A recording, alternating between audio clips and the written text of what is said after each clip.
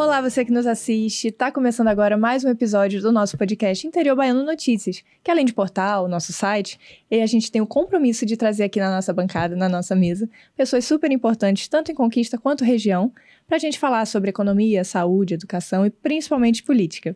Eu sou Júlia Brandes e aqui ao meu lado está ele, Wilson Júnior. Olá, Júlia. Olá, você que acompanha o podcast Interior Baiano Notícias.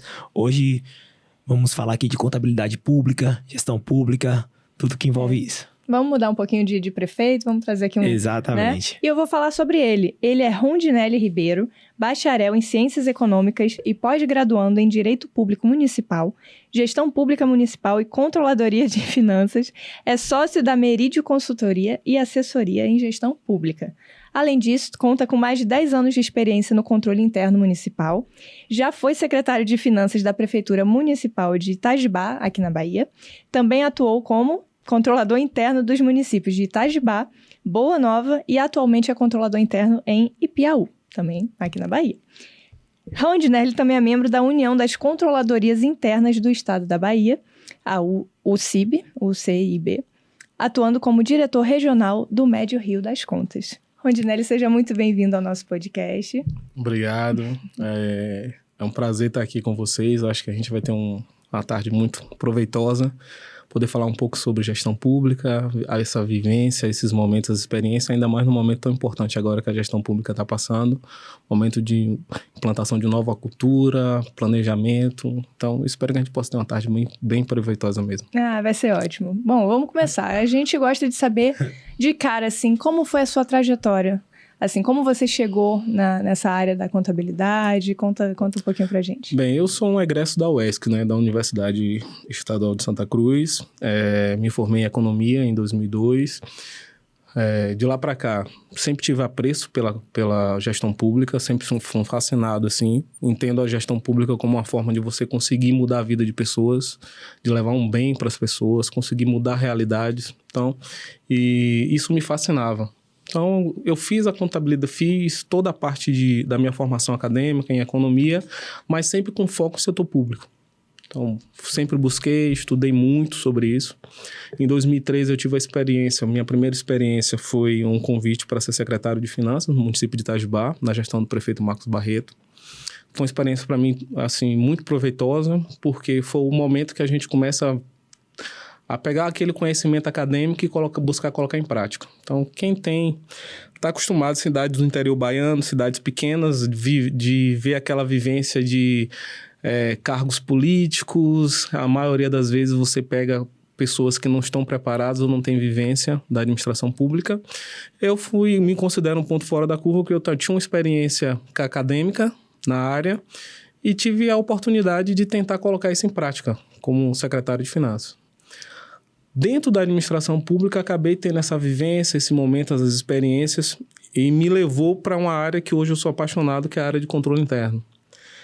A gente foi entendendo o funcionamento da máquina pública, vendo todos os pontos, aquilo que era necessário, aquilo que precisava melhorar, e o controle veio assim como algo apaixonante para mim, principalmente porque a gente começa a ver dentro da administração pública quais são aqueles gargalos, por que realmente as pessoas não têm acesso a um serviço de qualidade, por que as pessoas não conseguem ter uma escola de qualidade, um serviço de saúde de qualidade. A gente começa a ter essa visão dentro da administração. E aí a paixão pelo serviço público vai levando você a querer se aperfeiçoar mais para entregar algo melhor, sempre buscando uma gestão de mais excelência. O controle interno foi criando essa paixão em mim, né, desenvolvendo essa paixão. Então, em 2013, assumo essa função como secretário de Finanças. Ao final de 2013, aí eu já assumo o cargo de controlador interno do município. Faço 2016 todo um mandato como controlador interno. Depois, em 2017, recebo um convite para assumir o controle interno também do município de Boa Nova, um município vizinho, inclusive aqui de Conquista. Iniciei esse processo e em 2019 recebo um convite para assumir o controle interno no município de Ipiaú. É uma cidade de médio porte, mas que tinha um modelo de gestão que precisava de um choque até na área de controle, na forma de vivenciar, e a prefeita me fez um convite, a prefeita Maria das Graças, fez um convite para poder participar dessa gestão dela. Então, de 19 para cá, a gente vem desenvolvendo esse papel. Recebi o convite para fazer parte da UCIB, que é a União das Controladorias Internas da Bahia, em 2021. já para desenvolver esse papel a nível regional, de fortalecimento dos controles internos, das controladorias. E hoje, eu vendo esse desenvolvimento, esse papel, a gente vê o quão importante é o controlador interno, o controle interno dentro das prefeituras. Não é à toa que é um órgão que existe dentro das administrações privadas, mas por muito tempo foi renegado dentro da administração pública. Então, são órgãos extremamente importantes para o funcionamento de qualquer gestão, só que a administração pública não dava o devido valor, porque o controle interno ele tem um foco na entrega de resultado, ou seja, cabe a nós fazer com que o serviço público chegue de forma eficiente, seja entregue de forma efetiva para a comunidade, que é uma escola de qualidade, é a merenda de qualidade dentro das escolas, professores, ensino de qualidade. Então, tem toda uma logística que é de responsabilidade da controladoria nesse controle de metas e de resultados, avaliação de políticas públicas, que estava renegado. Hoje a gente vê uma preocupação maior dos gestores, com a qualidade da sua equipe técnica, buscando bons profissionais para o controle interno, pessoas que tenham noção, know-how, que tenham conhecimento específico, que possam realmente agregar algo para a gestão. Então, fazendo essa trajetória de vida pública, então já são aí mais de 10 anos nessa vida pública, buscando conhecimento, interagindo, participando de gestões. Hoje eu já tenho um ramo de consultoria, então a gente acaba vivenciando muito mais municípios, mais realidades, podendo vivenciar esse momento. E agora a gente chega num momento crucial também, que é esse momento para a administração pública de mudança completa. A gente tem, a partir do dia 1º de abril, a gente vai ter a revogação das leis, o antigo regime de contratações públicas, a Lei 866, e a implantação da nova lei da 14133, que vai trazer uma revolução na forma de fazer política pública, porque agora o foco é planejamento, coisa que não é uma cultura nossa. Nós, brasileiros, não fomos feitos para planejar, não temos essa cultura do planejamento, é uma cultura de improviso, de fazer sempre as coisas a toque de caixa. E a legislação vem imputar uma mudança, vem implementar uma nova forma de fazer política pública, de fazer gestão pública, com foco no planejamento. E por isso eu acho que vai ser uma revolução na gestão pública. E vai ser um momento de travessia, mas vai ser revolucionário. E eu acredito muito que a administração vai passar a ser vista de uma forma diferente, e tenho certeza que o reflexo disso vai ser melhores serviços para a comunidade, melhor serviço público, educação, saúde chegando para a comunidade. Você falou da nova lei de licitações, a gente vai daqui a pouco também discutir e aprofundar também nesse tema. Mais um ponto que me chamou a atenção na sua fala foi você falando que a procura agora dos gestores, né, por equipe técnica e tudo. E acredito que essa procura surgiu muito em função de algumas leis, incluindo a lei de responsabilidade fiscal, que imprimiu regras de controle mesmo para a gestão pública municipal, e é um ponto que é muito criticado por muitos prefeitos, principalmente cidades pequenas, que sofrem com isso. Como fazer, né, para adequar, principalmente os municípios pequenos, a essa lei de responsabilidade, que acaba limitando a questão de gasto com o pessoal, municípios que muitas vezes precisam de ter equipe grande para estar indo em zona rural, indo em determinados locais. Eu sempre digo assim, a lei de responsabilidade fiscal, ela é pensada para uma federação, para uma nação. Então, ela não é uma lei pensada para as particularidades. Então, as realidades, município no sertão, lá do Agreste, que é o único órgão empregador é o município, a prefeitura.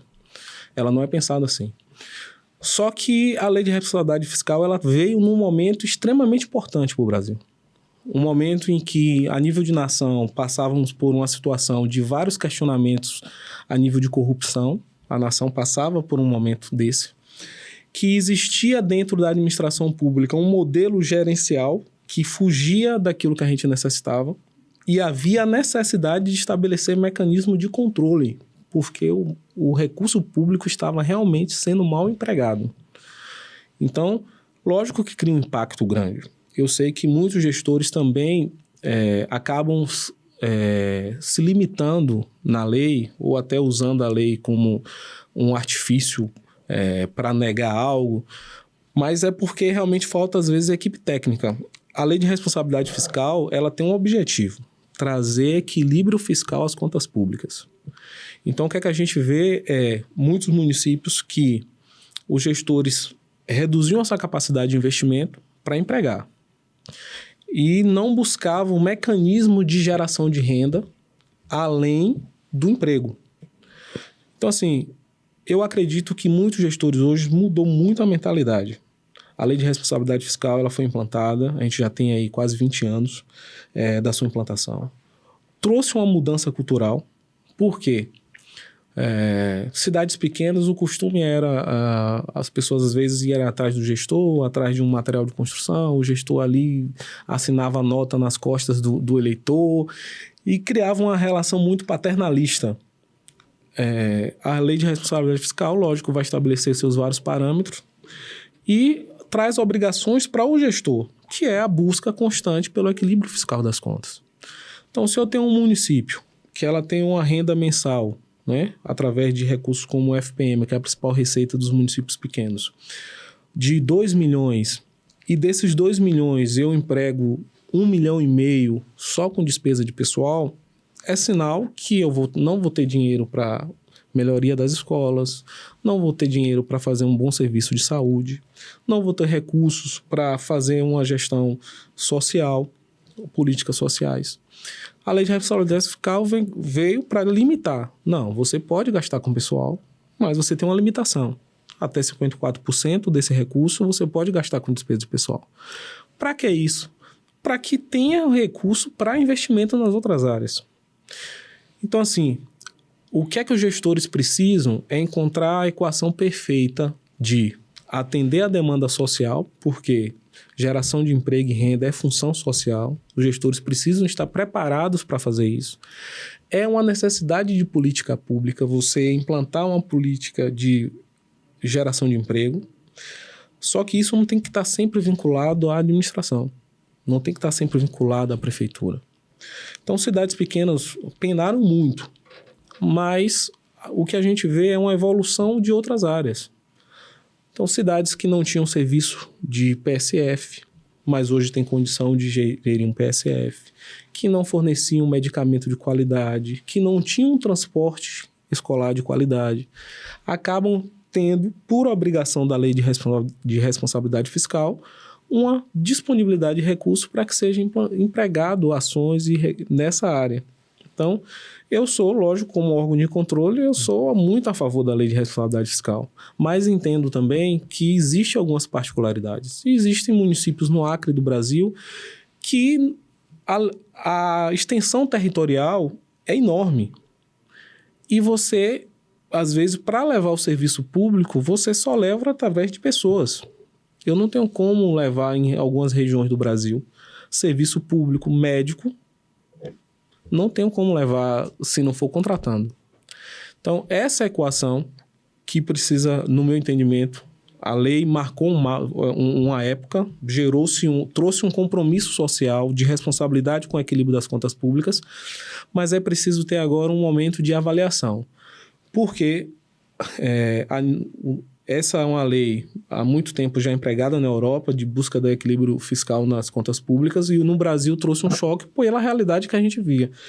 O Brasil é uma nação jovem, né? As nações europeias são nações milenares. O Brasil é uma nação que não chegou a seus 1000 anos.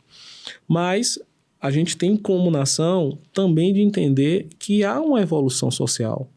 Que as sociedades que nós nos espelhamos, como a sociedade portuguesa, que tem um modelo de bem-estar social, em que as pessoas têm acesso a serviços públicos de qualidade, ela atingiu esse patamar porque implementou políticas públicas, implementou políticas como a lei de responsabilidade fiscal, fortaleceu órgãos de controle dentro da sua estrutura, até se chegar a um modelo de sociedade, né, próximo daquilo que a gente deseja, que é escola pública de qualidade, serviço público, hospitais com qualidade, serviço público sendo fornecido para a população com qualidade. Nós, como nação, temos que ter essa visão, né, de sermos visionários, pensarmos que essas medidas que às vezes traz um impacto muito negativo nesse momento, é porque a gente tem um modelo de sociedade que a gente visa, a gente tem como objetivo. A gente quer uma sociedade que ofereça qualidade de educação, qualidade de serviço público. Não é à toa que a gente teve um modelo de gestão no primeiro mandato do presidente Lula, que implementou várias políticas sociais, que trouxe muitas críticas, mas tinha um modelo de gestão a ser alcançado, né? Ou seja, abriu-se um leque de universalização da universidade, abrindo várias pessoas tendo acesso ao serviço, ao ensino superior. É uma política pública. Vai criar um resultado de imediato? Não. Vai criar um resultado numa próxima geração, onde você vai ter pessoas culturalmente melhor formadas, com nível intelectual melhor, possibilitando gerar ações também para a sociedade, com melhor qualidade de serviço, de interação entre as pessoas. Então, assim, as políticas, elas sempre têm que ser vistas a longo prazo. Políticas de curto prazo são políticas muito paternalistas. Então, eu entendo a Lei de Responsabilidade Fiscal como uma política de longo prazo que trouxe uma responsabilidade de equilíbrio fiscal das contas para a administração pública, possibilitou que a administração pública pensasse, remodelasse sua forma de fazer gestão pública e está produzindo resultados. Hoje, o modelo de gestão pública que tem no Brasil é totalmente diferente do que tinha há 20 anos atrás. E nós temos que olhar isso como fruto dessas políticas públicas sendo implementadas, fortalecimento de órgãos de controle, fortalecimento de órgãos como o Tribunal de Contas, TCU. Se você falar 20 anos atrás, ninguém sabia que existia Tribunal de Contas no Brasil. Mas depois que se reprovou a conta de uma presidente, que combinou com um impeachment, todo mundo sabe hoje o papel de um Tribunal de Contas. Então, essas ações vão produzindo aos poucos resultados na sociedade. Então, eu, como órgão de controle, eu vou estar sempre a favor dessas ações. Mudou muito o modo de fazer gestão, né, no Brasil. E um ponto que é sempre muito debatido aqui, já tivemos episódios aqui no Interior Baiano que discutimos isso, é a questão do FPM. Muitos municípios sobrevivem apenas com o recurso oriundo do FPM. O que esses municípios devem fazer? Aí a pergunta vai nesse sentido, né? O que você encontra como possibilidade para que os municípios captem mais recursos, para que eles possam estar melhorando a sua arrecadação, de modo a melhorar a sua própria gestão, né? Esse é um desafio que a gente tem, assim, quem trabalha no setor público, principalmente que lida com o dia a dia dos municípios pequenos. O fundo de participação dos municípios é o principal mecanismo de receita para os municípios pequenos. Então, municípios que às vezes têm 3 mil, 4 mil, 5 mil habitantes, a principal receita dele é o FPM. Só que a lógica no Brasil, que é algo que a gente tem que defender, e eu sou adepto dessa política, é um novo pacto federativo. Por quê? Se as pessoas moram nos municípios, se a escola está no município, se o hospital, o posto de saúde se encontra no município, se a estrutura física, estradas, são dentro do município, por que o município fica com a menor parte do bolo? Por que na hora da arrecadação é o município que fica com a menor parte, 22,5%? Se os problemas estão no município, ninguém bate na porta de governador, ninguém bate na porta de presidente para dizer que está sem comida em casa. Bate na porta do prefeito. Ninguém chega lá na porta do presidente para dizer que não teve aula hoje porque está sem professor. Vai para a porta do prefeito. Então, os problemas estão dentro do município. O que a gente tem que lutar, nosso modelo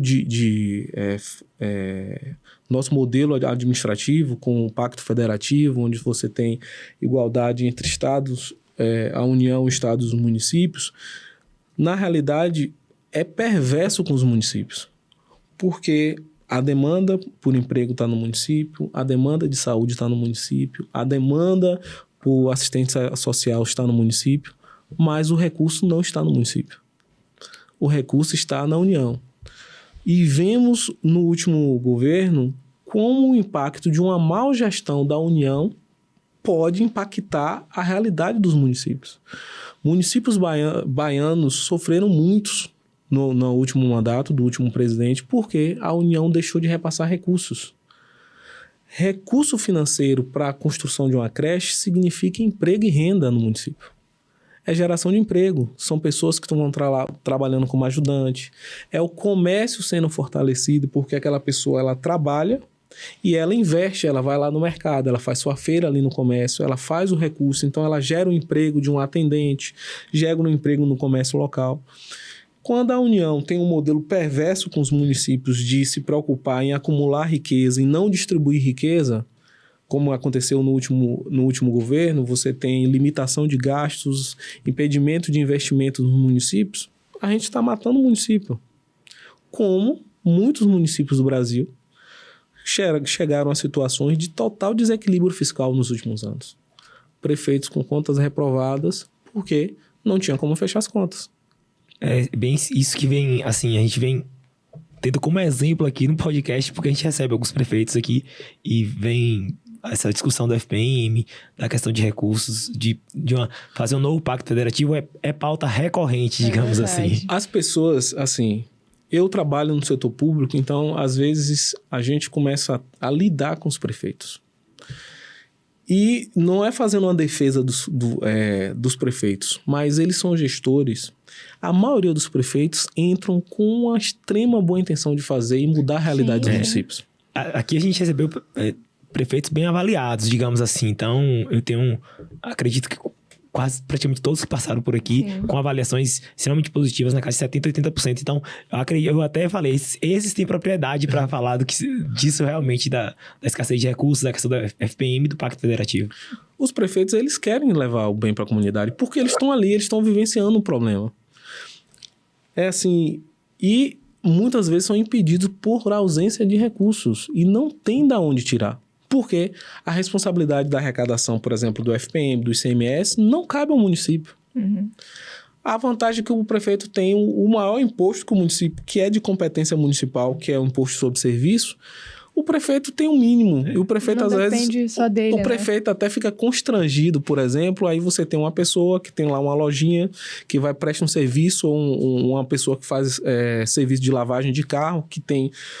É uma forma de subsistência dele ali de renda, e o prefeito vai lá ainda cobrar 5% daquele serviço.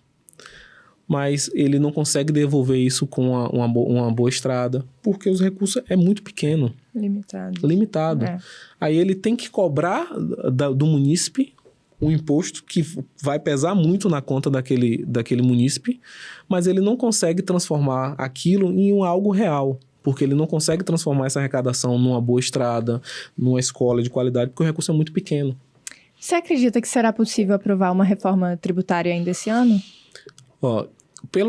Eu acompanho muito a política nacional, eu sei que há uma mobilização e é o momento correto de se fazer. Início de gestão, né? Início de gestão é a hora de você aplicar o remédio amargo. Porque você tem a popularidade, que é o apoio popular, as pessoas estão ali aprovando e na expectativa de mudanças reais. Você consegue passar uma liderança política ainda, porque não sofreu os desgastes de um governo, então você consegue captar apoio político para tomada de decisão, ainda, né? Tem força política para ganhar, para implementar políticas. Os primeiros 100 dias de governo é a hora de implementar políticas duras. Esse ajuste fiscal com a reforma tributária é o momento adequado. A única situação que eu penso é que o governo poderia ampliar o debate. Existem várias pessoas que poderiam estar participando desse debate da reforma tributária, que vão ser impactadas, e talvez o Brasil a gente tem lei que cola e lei que não cola, só no Brasil. Talvez a reforma possa criar uma rejeição de muitas pessoas por não terem participado do processo. Todo mundo sabe que é preciso fazer reforma tributária no Brasil. A carga tributária, ela mata empresas. As empresas têm um tempo de vida útil muito curto no Brasil, porque elas não conseguem sobreviver. E hoje o que temos é grandes riquezas não são tributadas. Para você ter uma ideia, quem tem uma lancha, que é um equipamento de luxo, não paga imposto, mas quem tem um Celta, um carro popular, paga. E que depende desse carro para sobreviver. E que não está mais barato como antigamente. Então, assim, essa logística, né? Essa forma de fazer tributação no Brasil precisa mudar. Precisa mudar porque a política tributária no Brasil ela tem que ser uma política distributiva. Arrecadar para produzir. Trazer a arrecadação para gerar mais renda. E no Brasil não é assim, é acumulativo. Então a gente precisa... Eu acredito que o governo federal tem tomado as medidas certas. O debate, assim, precisa ser ampliado. A gente passou os últimos 4 anos com muito discurso e pouca efetividade. Foi colocado um posto Ipiranga para tomar conta da economia do Brasil, totalmente fantasioso, e eu falo como economista. Nada do que foi prometido foi implementado, né? Então, existe a necessidade de políticas efetivas, que é concretizar aquilo que é o anseio da sociedade. O anseio da sociedade é uma reforma tributária. Precisa mudar a forma de tributar no Brasil. Então, o Brasil hoje, o novo governo tem essa possibilidade, está nesse momento, precisa implantar.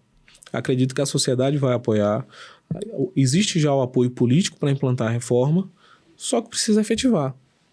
Não pode perder tempo, né? Essas medidas são medidas que precisam ser de imediato, né? Se for necessário fazer através de medida provisória, emite medida provisória para fazer a coisa acontecer, né? Eu não sou a favor de governos que vivem de medida provisória, mas tem algumas ações de impacto que precisam ser implantadas através de medida provisória. Se for necessário, que assim seja. A gente andou vendo no noticiário, pode tudo tá caminhando ainda, né? Mas agora eu queria comentar com você sobre uma pauta que você já citou mais ou menos aqui sobre a importância dos órgãos de controle, e um desses órgãos é o TCM. Recentemente, a ex-primeira-dama do estado da Bahia, Aline Peixoto, ela foi nomeada para ser conselheira. Passou até pela sabatina na Assembleia Legislativa. Queria saber a sua opinião sobre essa nomeação de Aline, se você acha que ela tem um perfil adequado para participar do TCM e tudo que envolveu, né, essa nomeação. A primeira coisa que a gente precisa entender é o funcionamento do Tribunal de Contas, como ele funciona como órgão. O Tribunal de Contas é um órgão fiscalizador. Só que o conselheiro, a figura do conselheiro é uma figura mais emblemática. Porque o Tribunal de Contas ele tem um corpo técnico muito bem solidificado. Auditores, profissionais, advogados, todos de um corpo técnico que dão suporte para a tomada de decisão do conselheiro. Então, o conselheiro, por si só, ele não precisa ter essa eminência do conhecimento para a tomada de decisão, porque ele tem uma assessoria técnica muito boa. Eu conheço vários profissionais que fazem parte do corpo técnico de vários gabinetes que são muito bons no que fazem. A eleição de Aline, ela não é só uma questão técnica, é uma mudança de cultura. Porque na história do Tribunal de Contas da Bahia não existiu a representatividade feminina. Então, por mais que se tenha os questionamentos por ela ser esposa do ex-governador e hoje ministro, mas a gente tem que olhar como um modelo de representatividade social. Então, já ouvi realmente esse aspecto foi comentado na sabatina da Aline Alba, e ela comentou sobre isso, que ela sofreu ataques que não direcionavam pela capacidade técnica dela, mas pelo fato dela ser mulher, teve muito essa questão. E aí, eu tocou nesse ponto. Eu tive a oportunidade, eu acompanho muito tudo aquilo que envolve o tribunal, até por causa da questão profissional.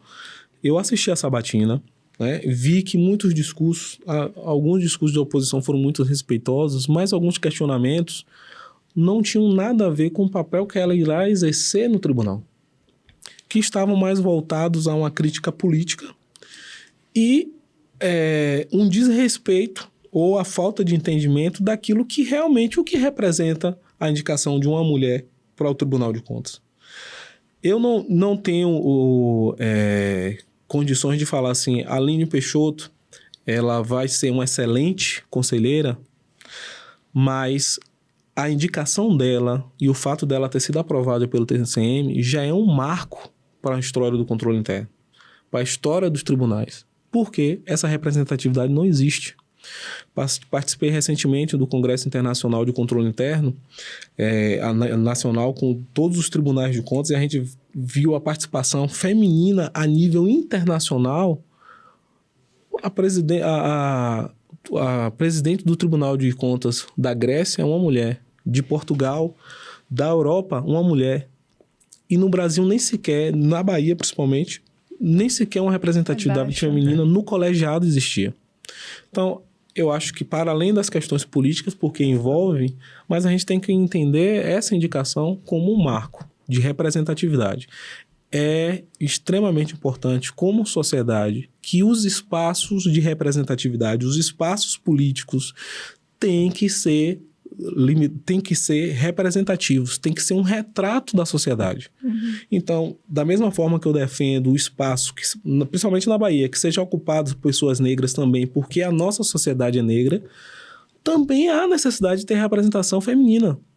As mulheres precisam tomar e ocupar espaço de relevância dentro da sociedade, até para que políticas que valorizem essa classe, valorizem esses gêneros, consigam ser efetivadas.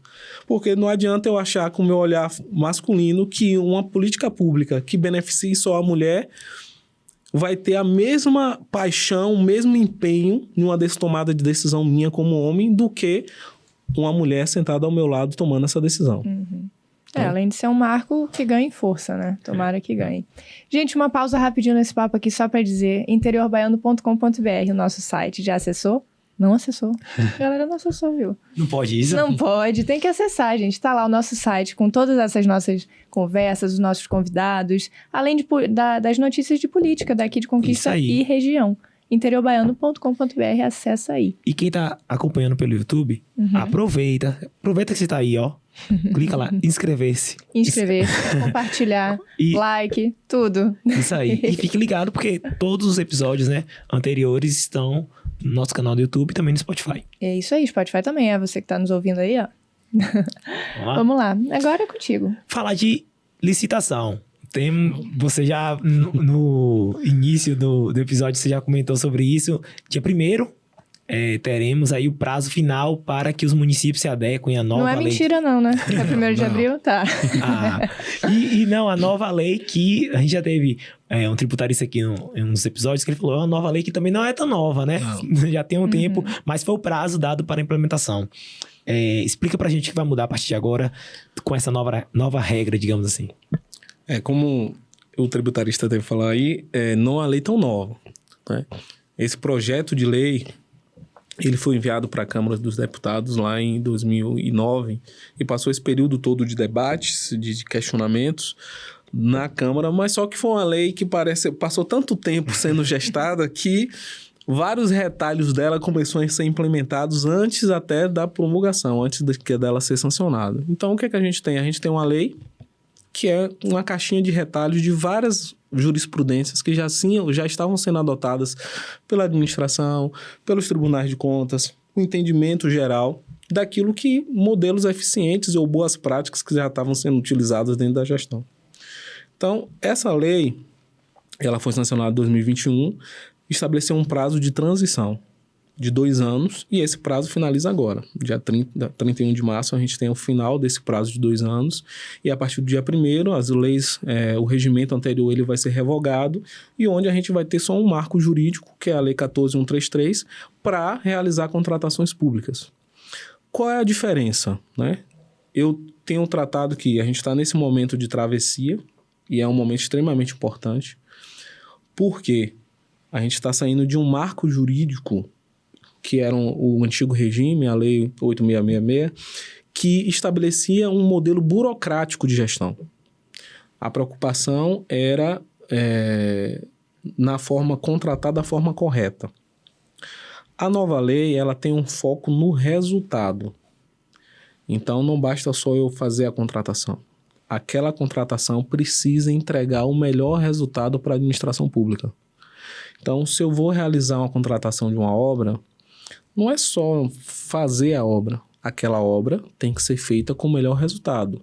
E resultado a gente fala de economicidade, a gente fala de eficiência.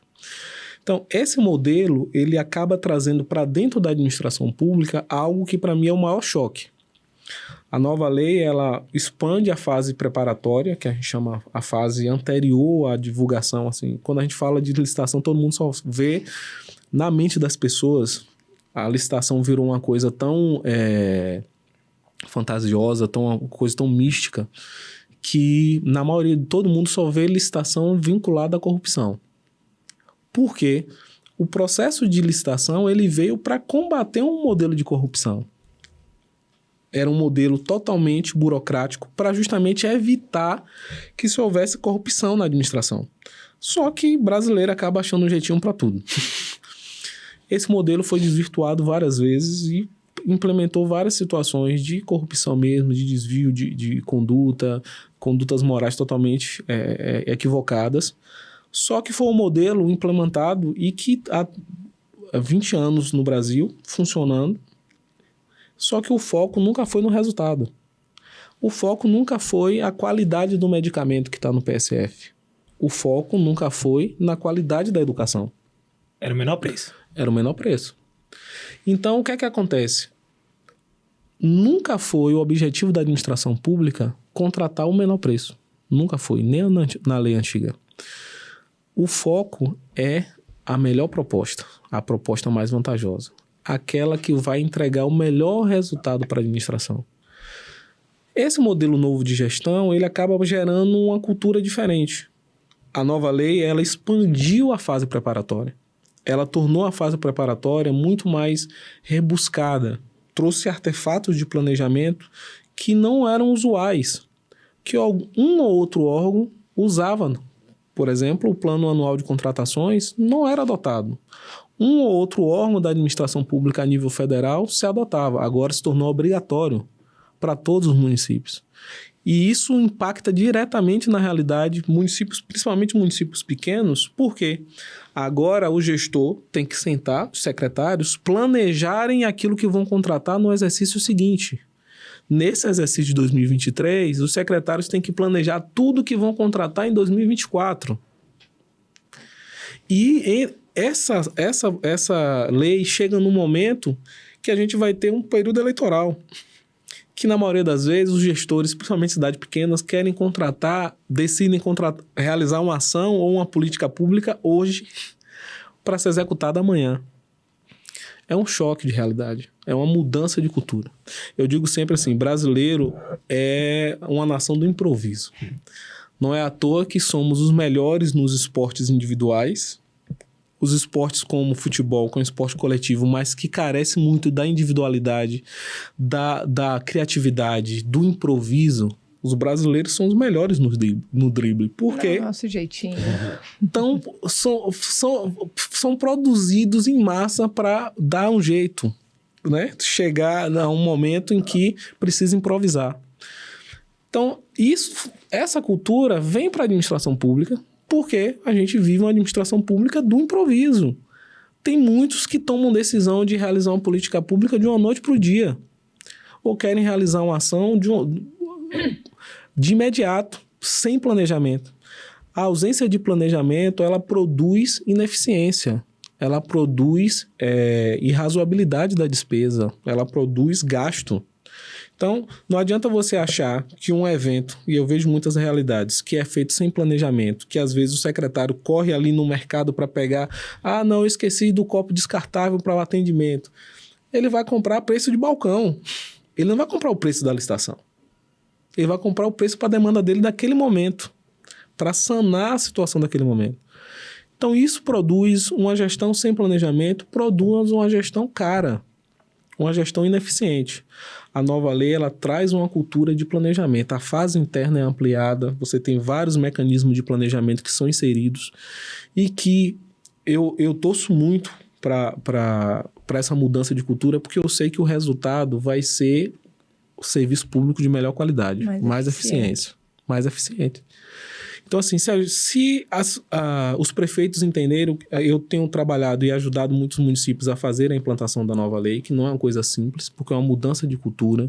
Toda a equipe técnica tem que ser mexida, equipe técnica precisa mudar a forma de ver e de fazer licitação, de fazer contratações públicas. Então, o que é que a gente tem? Um novo paradigma, um novo regimento jurídico, né? Um novo normativo na forma de contratações públicas, mas também um novo fluxo processual. As administrações, elas precisam entender que a forma de contratar vai ser diferente. Que eu não tenho mais como não ter a participação, o envolvimento de várias pessoas. A nova lei, ela traz a segregação de funções como algo extremamente importante, ou seja, as pessoas precisam de mais pessoas participando do processo de contratação pública. Eu não vou ter mais aquele super técnico dentro da prefeitura que bate o escanteio, corre para cabecear, faz o gol. Eu não vou ter mais essa figura. Porque eu preciso de mais pessoas dentro da administração, participando do processo de contratação. E para fazer isso, com qualidade, preciso de pessoas com capacidade, preciso com pessoas com comprometimento, que entendam o que está fazendo. Eu estava dando um curso no município de Serrinha e eu estava explicando para eles o seguinte, que amadorismo com boa vontade, que é o que a gente mais vê hoje na administração pública, são pessoas que são amadoras, mas têm a boa vontade de fazer correto. O resultado sempre é vexame. É os escândalos. É situações como a gente viu recentemente de um município em que contratou mochila escolar e virou meme no Brasil. Sim, sim. Então, ali foi uma falta de planejamento. Foi a falta de alguém com um senso crítico de razoabilidade de entender que uma mochila para uma criança, a capacidade da mochila tem que ser menor. Uhum. Então, esse tipo de situação acontece porque você tem um procedimento interno falho. Falta a crítica, falta o planejamento, faltam pessoas com senso de entender como fazer o planejamento correto. Então, a nova lei ela traz vários artefatos, a exigência do ETP de um estudo técnico preliminar que vai exigir que a administração se questione, saiba o que é que está contratando, se realmente é a melhor solução, se essa escolha é aquilo que vai atender a necessidade da comunidade. A gente tem várias ações. Então, eu acredito que a nova lei ela vai implementar uma cultura diferente na administração pública. Você acabou abordando aí a minha pergunta, que era exatamente sobre isso, porque a gente sabe que em algumas cidades, né, há uma certa demora nesses processos licitatórios, e aí eu ia te perguntar se você acredita que a partir de agora isso seria mais ágil. Com essa previsibilidade, digamos assim, esse planejamento, né, a gente imagina, ou não, né, também, porque mais processos burocráticos, aí ficou... Assim, o impacto inicial vai ser um choque. Porque eu tenho andado e tenho visto que não é todo gestor ou a equipe técnica não conseguiu entender a mudança, que vai ser uma mudança de paradigma. Vai ser uma mudança de modelo de gestão. Tem muita gente que acha que não vai ter essa mudança. E tem vendido até isso para alguns gestores como facilidade. Eu tenho conversado bastante com os técnicos que são dos órgãos de controle e a gente vê que já existe um entendimento dos órgãos de controle sobre o modelo de fiscalização. E não vão passar a mão na cabeça de nenhum gestor que fizer contratação de forma do modelo antigo. Porque todos nós que estamos da área de controle sabemos que esse modelo novo vai produzir melhores contratações públicas. Vai produzir melhores contratações para a administração. Então, nessa realidade, o que é que vai acontecer?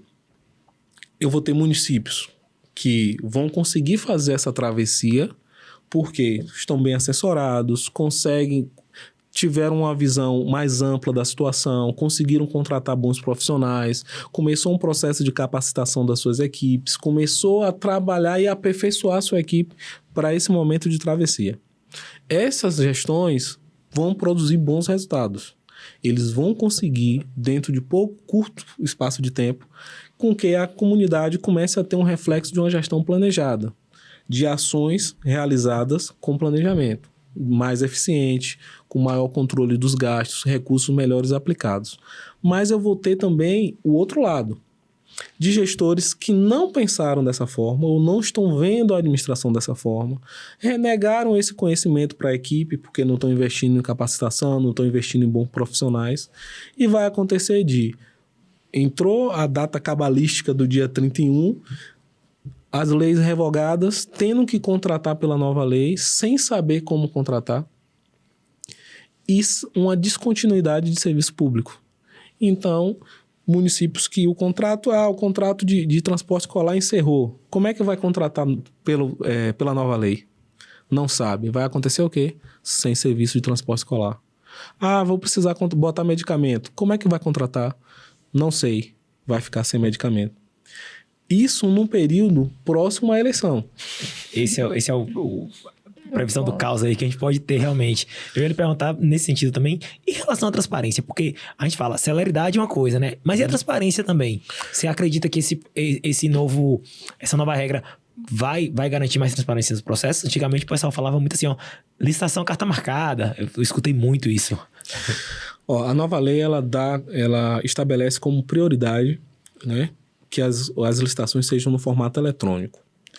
Então, aquele rito que existia de você passar próximo da porta de uma prefeitura em época de licitação e tá aquele monte de carro parado, gente lá pensando na licitação, até criando no imaginário das pessoas que estão fazendo tramóia ou estão fazendo qualquer tipo de coisa, posição licitação, sala fechada. Isso não vai existir.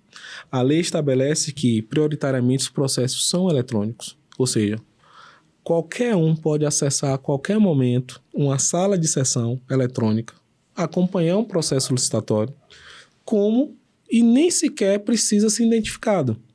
Ele pode participar da sessão eletrônica sem ter uma identificação. Então, ele pode acessar, existem vários portais que os municípios usam para poder fazer pregão eletrônico. A concorrência agora, licitações de obras, que eram muito comum esse tipo de comportamento, também vão ser eletrônicas. Então, você tem um novo modelo que eu considero ser um modelo mais eficiente. Os atos agora passam a ter a necessidade do Portal Nacional de Contratações, de serem publicados no Portal Nacional de Contratações, onde vai convergir todas as publicações. Então, todo o Brasil vai publicar num único lugar. Todos os atos da licitação vão estar lá em um único lugar. Qualquer cidadão vai poder consultar e saber o que é que a Prefeitura de Conquista, o que é a Prefeitura de Boa Nova, de Piauí está publicando e está contratando. Lógico que isso traz uma noção de transparência. Hoje a lei da transparência, a lei de acesso à informação, ela já trouxe várias exigências.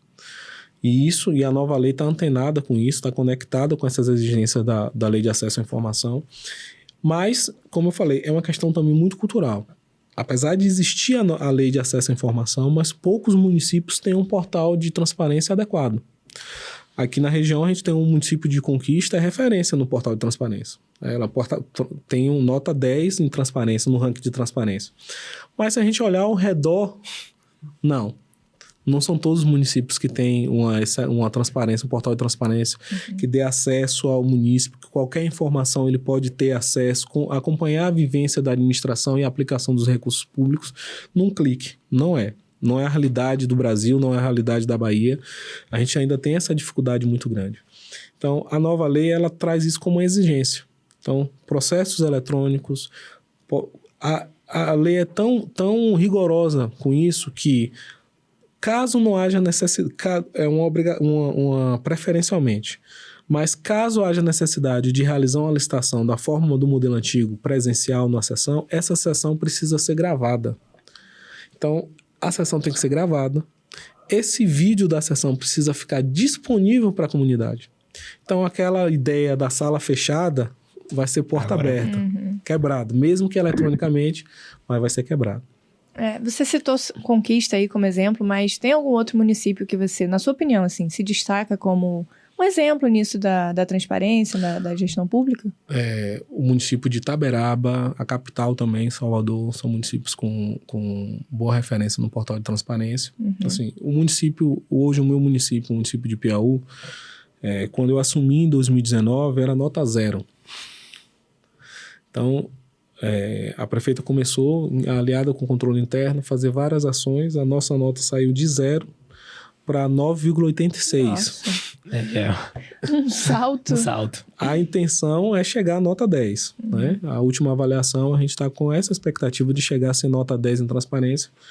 Mas isso vai muito do comprometimento do gestor, da intenção do gestor em fazer realmente uma gestão transparente, uma gestão aberta, com a participação popular. Entendi. É isso aí.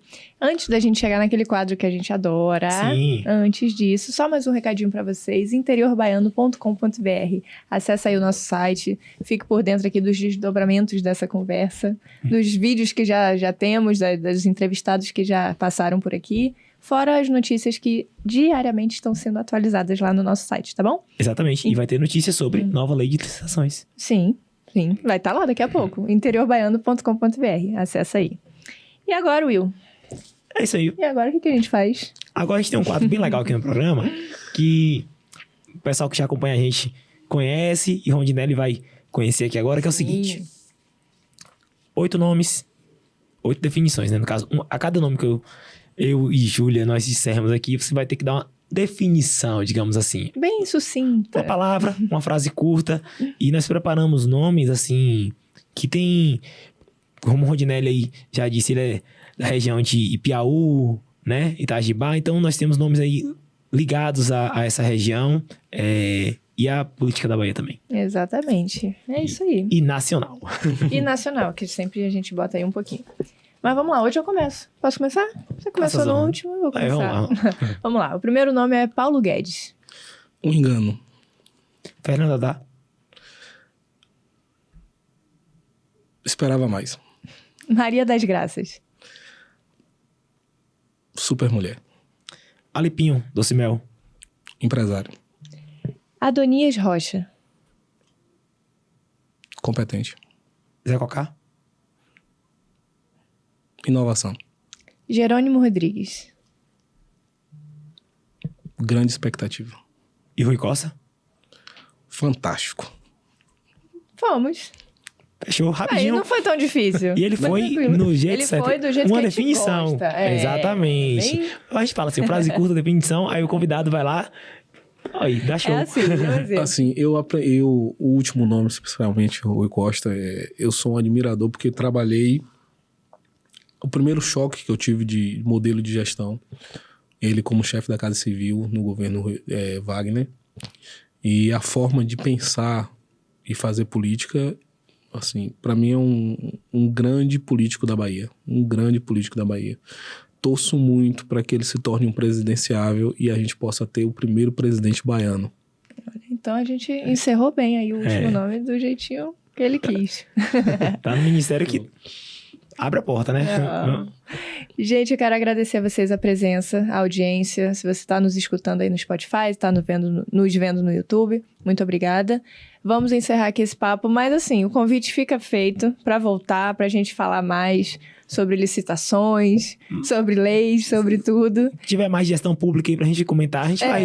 As portas estão abertas. Alguma inovação também E que sempre tá surgindo nesses municípios aí, porque a gente sabe que a gestão que vai se aperfeiçoando vai ganhando frente, né? e a gente está aqui para dar visibilidade para isso. Então, a porta do interior baiano está aberta aí para você e muito obrigada. Eu que agradeço, acho que esse podcast, esse formato é algo que traz um frescor, né?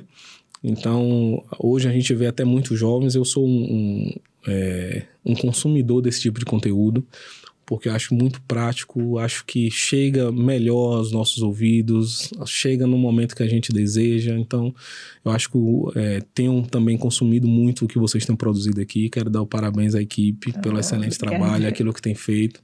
A gente tem acompanhado, visto também as personalidades, as pessoas que têm participado. Eu acredito que esse formato já ajuda muito a nossa região, porque nossa região precisa ser vista como um polo de pessoas com notoriedade, pessoas que têm notório saber, pessoas que têm um bom conhecimento.